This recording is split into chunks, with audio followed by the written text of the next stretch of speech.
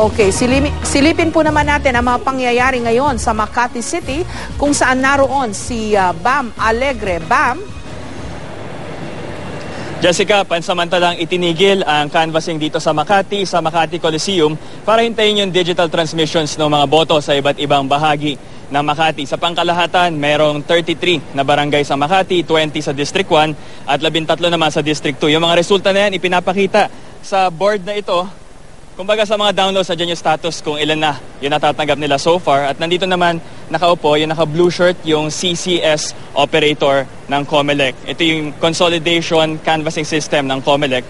Sa tatlong upuan naman na yun, nandun uupo yung mga kinatawan ng COMELEC na mag-oversee dito sa canvassing. At sa mga monoblock na ito, uupo yung mga observer at mga watcher ng iba't ibang mga kandidato at ng mga partido.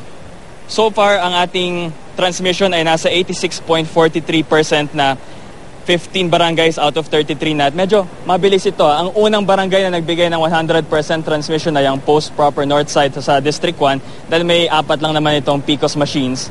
Pero ang barangay talaga na may pinakamalaking voting population sa Makati ay ang Pembo dahil meron ditong 31 clustered precincts. Sa isang clustered precinct, 5 hanggang 7 presinto ang makikita, kaya napakarami talaga. At kanina, yung COMELEC nagbigay sa atin ng sneak peek sa isang presinto sa Pembo. So far, 456 votes para sa incumbent mayor na si Jejo Marbinay Jr. samantalang 46 votes para sa kanyang katunggali na si Rene Bondal. Live mula rito sa lungsod ng Makati, ako si Bam Alegre, nakatutok sa eleksyon 2013. Balik sa'yo, Jessica. Bam, may canvassing bang nagaganap dyan sa iyong kinaroroonan?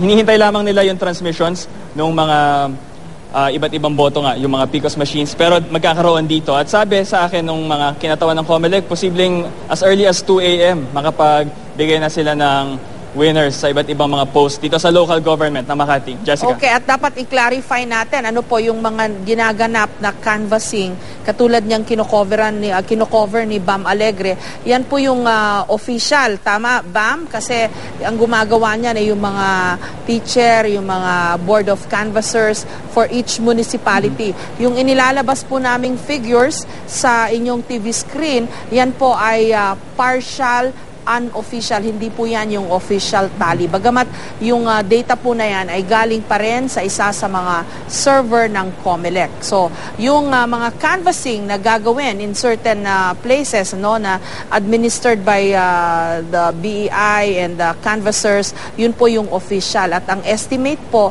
ay baka madaling araw malalaman na ang mga winner in certain positions. Samantala, yung pong canvassing ng national positions, yung pong for senator, yun po ang suspendido kanina ng COMELEC. Yan po, mabuti pong nagkakaliwanagan tayo at this point.